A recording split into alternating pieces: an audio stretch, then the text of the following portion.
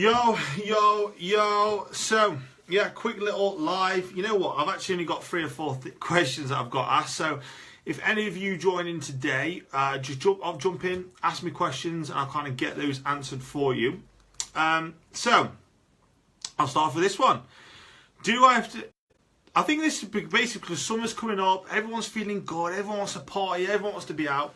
And I've kind of got asked, do you need to sacrifice your nights out? And no, you don't have to sacrifice your nights out. You can still get a result by going out. What it means is proper programming. So you'll have your nutrition on point. So you might slightly lower your calories throughout the week so you can enjoy the weekend a little bit more.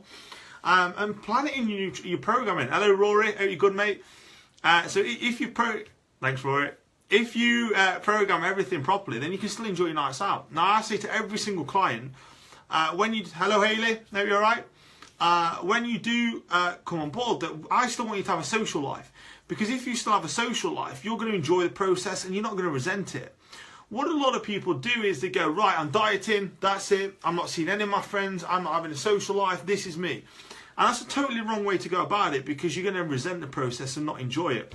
So it is important that you do still have a nights out and a social life.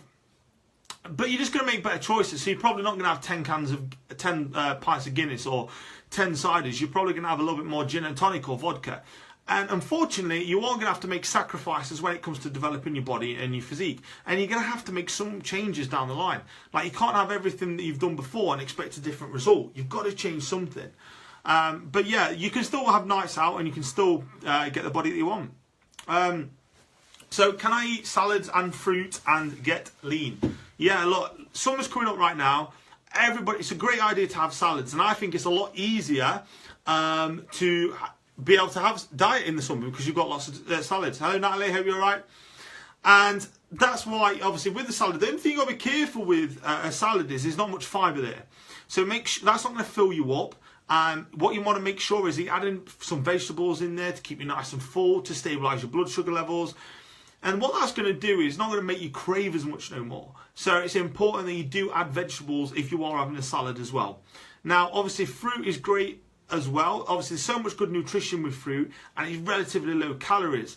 So if you have like your blueberries or raspberries or even like a mango in your salad, that's going to work really well, and it's relatively low calories. So eating plenty of fruit is great.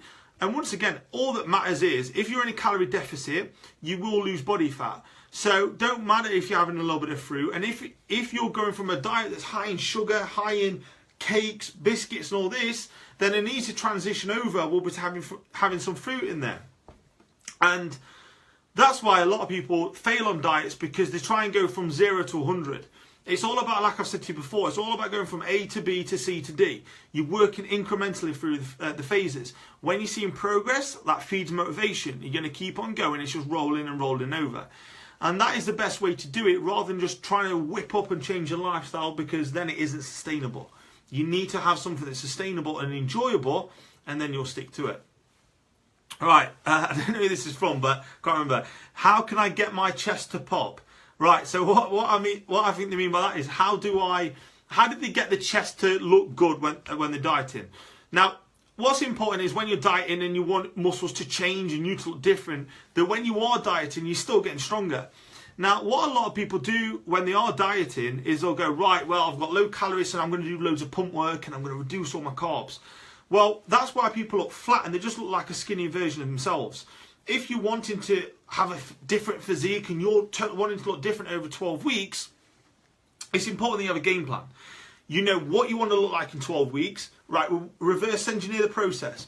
What have I got to do and what targets have I got to hit in 2 weeks, 4 weeks, 6 weeks, 8 weeks, 10 weeks?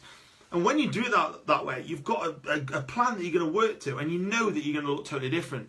And that's why it's so important that you do have a plan and that you stick to it. But when it comes to your chest popping, or just looking different or whatever, then what you'd want to do is hit it 2 or 3 times a week minimum.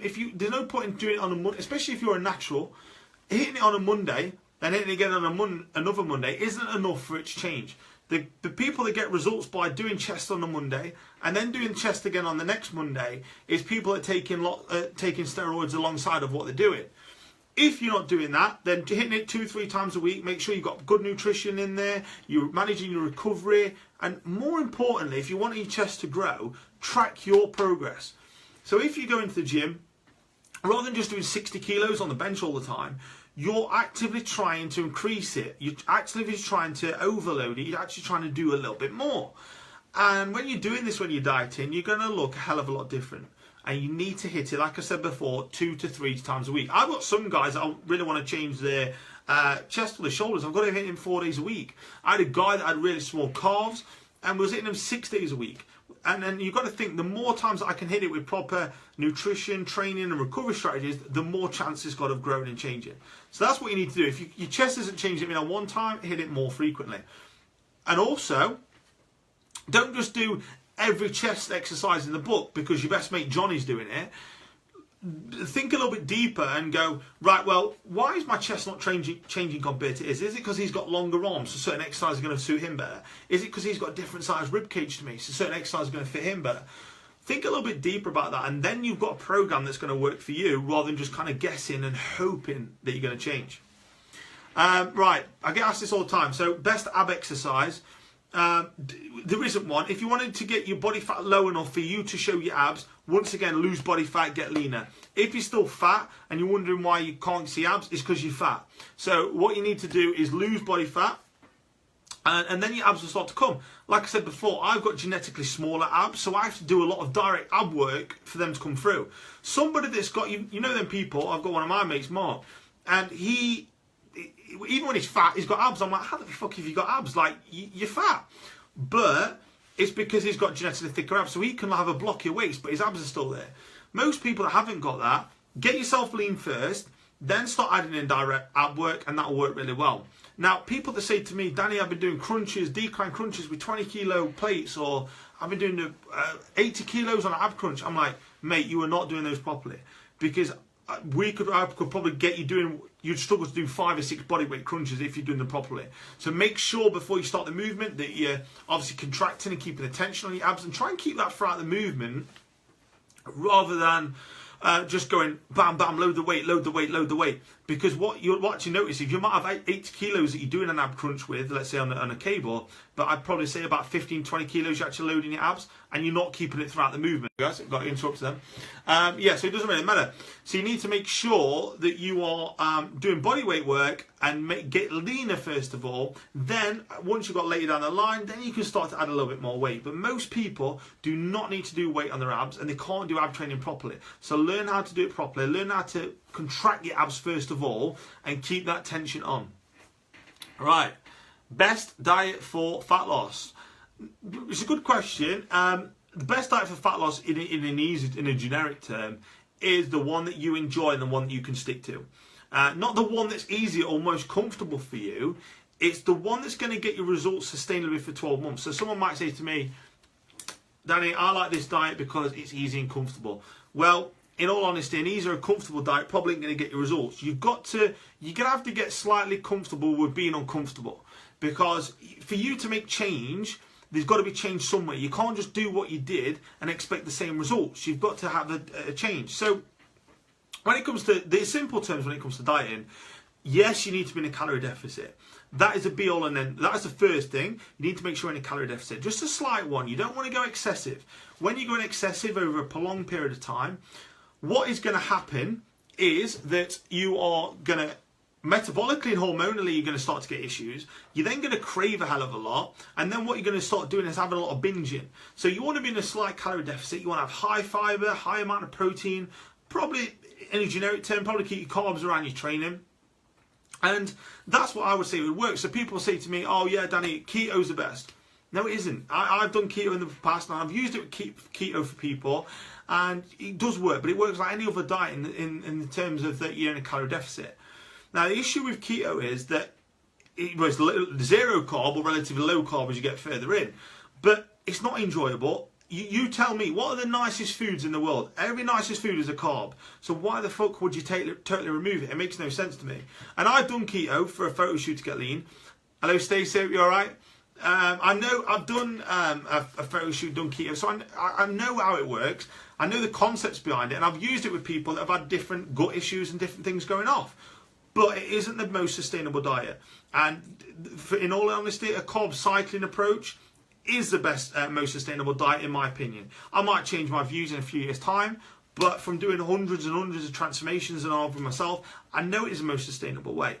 Now, what a lot of people do, like I said before, is they'll go, right, I'm dieting, I'm totally removing everything, I'm doing 5 meals of white fish a day, that is it. Well, obviously, no one is going to enjoy that, because you're going from eating a totally shit diet to eating a totally clean diet, and it's not enjoyable. You've got to have some form of balance. What you've got to have in there, you've got to have some foods that you enjoy, and it's got to be sustainable. You don't want to excessively reduce your calories. A lot of you right now probably haven't got a game plan. You're probably not working towards something, so you don't know what your overall goal is. So this is why it's so important to set some goals. So go, right, I want to look like this in 16 weeks. Okay, so what do I need to do? What's my target for 2 weeks, 4 weeks, 6 weeks, 8 weeks, 10 weeks? And when you do it like this, you're working towards something, and you're going to get results, and you're going to work your ass off. Rather than just having a short-term fixed solution, shake, juice diet, all these fads and gimmicks, they're never ever going to build you the body that you want, and they're never ever going to give you the physique that you want. So my advice would be to never ever do a shake or a juice diet or any of this shit again. And just, if you don't know what to do, just first of all, eat slightly better than what you are doing. Eating a good amount of protein, eating some foods that you do enjoy, have plenty of veggies, plenty of fruit, and just have, and that's going to be a lot more enjoyable for you. And then if you want to have a cheat meal on a Saturday night, great. That is an enjoyable and a sustainable diet, and you will get results. And that's what's so important when it comes to dieting. Make sure you have a goal and a game plan.